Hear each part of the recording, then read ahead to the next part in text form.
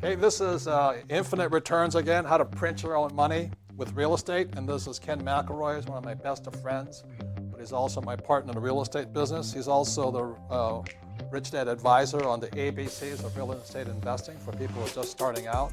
But it gives, we have a common philosophy that's different than those guys who flip properties and the guys who fix and sell and stuff like this. And this is the advanced guys, a little bit more advanced section on how we use real estate. But the thing about real estate, the key to that is it's debt. This is the key.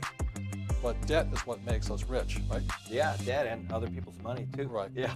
So would you explain how we get infinite returns in real estate? Sure. Well, I'll give you a real life example. By the way, he forgot to shave. That's why he looks like we just got back from Australia together, and he was still on vacation. Yeah. Well, essentially, we bought a property that's 208 units for $14 million that had a net operating income. If you read the books, you'll find out what net operating income is of $1 million. And essentially, before we bought the property, I already saw how I was going to pull my money back out, as you know, Robert. Right. I mean, before we even buy it. So It's the same philosophy at our point. We want our money back. correct. So on this particular property, there were three ways. One was we were going to add washers and dryers. So of 208 units, we figured we could get about $40 a unit for each washer and dryer. In addition to that, the rents were about $40 low, so that was about another 40. And then the last thing that we saw is that we were going to add 100 carports at another $50. So roughly, what that gave us, Robert, was about $250,000 in NOI growth. We increased the rents by that much. Correct. So that was a key to this. Yeah, and this takes 2 years, at least 3 years maybe. So this doesn't happen overnight. But the point is now I was able to increase my net operating income from $1 million to $1,250,000. Now that $1,250,000 is really the key, because then the bank says, oh, you've got $1,250,000 now. You put a capitalization rate on there, which was 7% when we bought it. 7% into $250,000 is about $3.5 million in increase in value. So our down payment on this was like $3 million.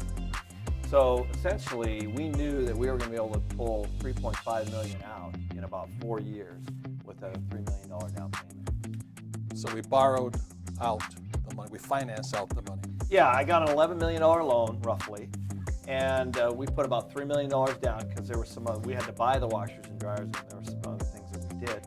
But before we bought the property, we knew that we could increase the net operating income by $250,000. So what that does is, because banks value your property based on the net operating income, we knew that we were going to be able to get the net operating income to $1,250,000, and essentially created $3.5 million in value. Right. So that 3.5 went back to the investors. We got 100% of our money back.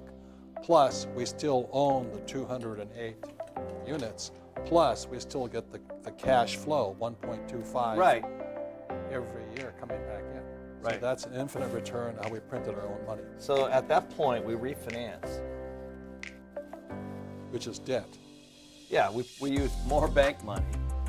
We refinanced. We pull this money back out. We give it to the partners, which gave us the initial money for the down payment. As Robert said, we still own the property, but now we don't have any investment in it. So we own what happens with flippers is they buy a property and they sell it. They have to start all over again. That doesn't fit our philosophy. It's a waste of time. I want to keep the units. I want to keep the cash flow every month, every year, and I want all my money back. Right, and you can do this in so many ways, as you know. I think the example you use in your book, Conspiracy of the Rich, is that you just add another bedroom. You can also do that if you buy something that's 50% vacant. You increase it to 90% occupied. There's all kinds of ways to increase this number, and it's done through management. Right. So don't let the 208 units stop you. It could be, a 2-bedroom, 1-bath house. Absolutely. And you can increase it to a 3-bedroom, 2-bath house and gain the same effects of it. Well, a great example is the one when you bought that land. that you basically peeled off the corner and sold the corner for what you bought the whole land for. And at that point, you own all the land for free. So you had your money back, and you own the rest of the land. So you can do this with land, you can do this with any duplex, you can do this with apartment buildings, commercial buildings, doesn't matter. But the big point here is that the unfair advantage is the average person without a financial education, debt kills them. Right. And with us, debt makes us richer because we get all of our money back, we still have our assets, and the tenant still pays our debt for us. Right. The funny thing is that as you know, over a period of time, we do this again. So, Yeah, we want our money back, and we're going back again. So the question is, even in this economic environment, 2009, you're still doing the same thing? well, yeah, it's actually better now because one, there's less people doing it. So that's good. But two, these prices are coming down, just like everything else. So now all of a sudden we're getting more value. When the markets are out of balance, occupancy's down and people paying the rents are down. So it all boils down to management. So, What Kenny says is management. There's three basic things to be successful in anything. But in real estate, it's even more so, I think. Number one is you have good partners, and you're great partners. Second is good financing. And third is good management. Kenny has an incredible management team.